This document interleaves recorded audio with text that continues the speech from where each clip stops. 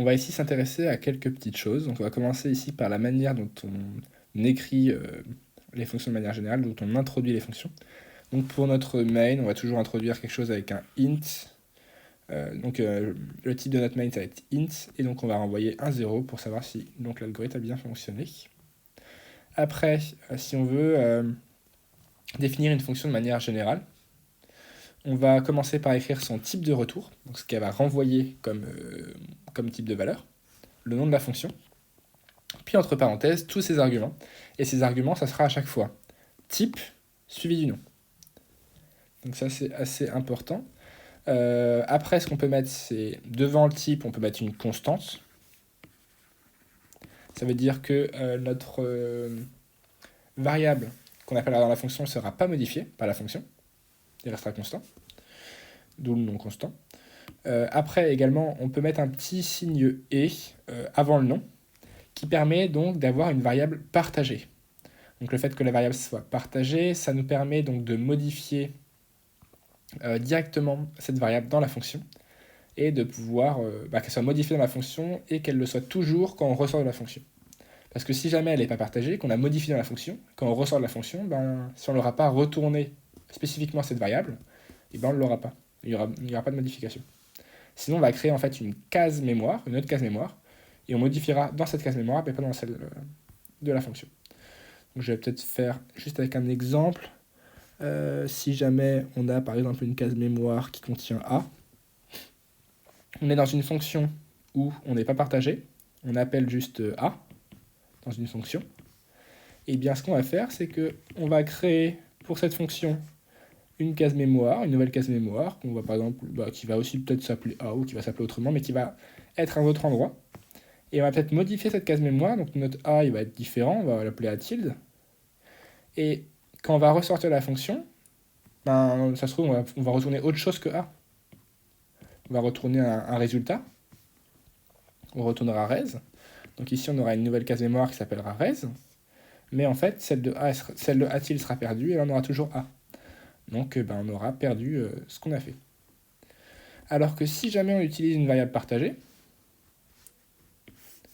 si on utilise donc avec le et qu'on peut venir donc dans notre fonction utiliser un void, donc la fonction va rien renvoyer, une fonction avec void. Et dans notre fonction, par exemple, on va pouvoir avoir différentes variables, comme ça on peut en renvoyer deux.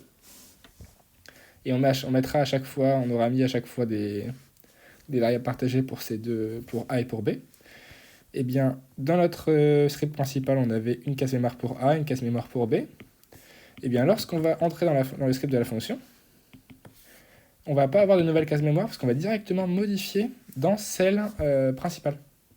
Donc comme ça va permettre que quand on sort de la fonction, que tout ce qui était de la fonction soit supprimé, tout ce qui était variable locale soit supprimé, et bien les modifications qu'on a fait à A et à B sont toujours là.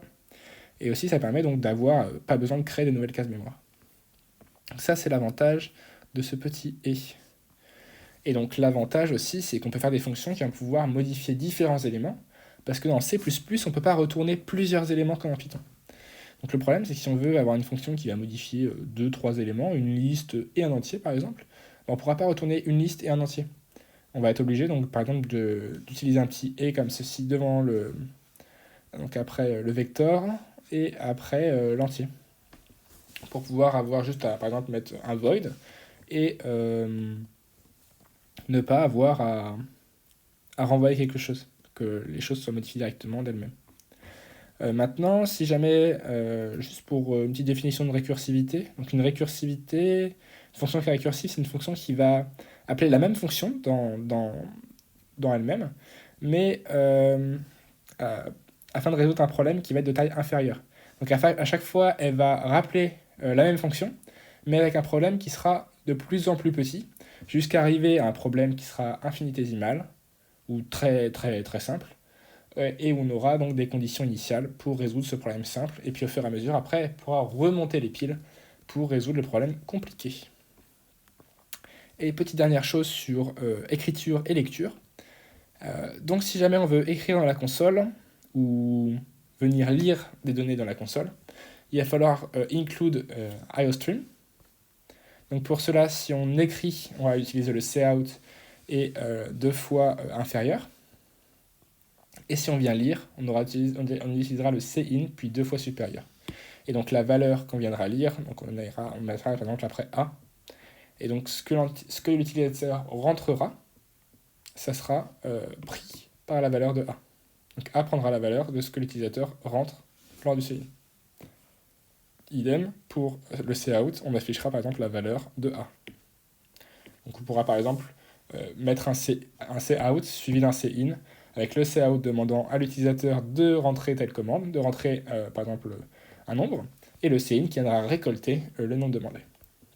Maintenant, si jamais on veut plus utiliser seulement la console, mais qu'on veut venir lire dans un fichier des données, par exemple, qu'on a, on va importer ifstream, avec le include ifstream, et après, on utilisera donc ifstream ifs, entre parenthèses, le nom du fichier ou le chemin du fichier, et au fur et à mesure, à chaque fois qu'on viendra extraire une information du fichier, donc les informations étant séparées par des espaces, on utilisera donc ifs. Et donc ce ifs, là, j'aurais très bien pu l'appeler autrement, j'aurais pu l'appeler Bernard, et donc à chaque fois que je voulais extraire des données du fichier, il fallait que j'écrive Bernard. Et bien ça vient de crash. Et pour venir écrire des données dans le fichier, on va utiliser à peu près la même chose, sauf que ce ne sera pas ifstream, ce sera offstream.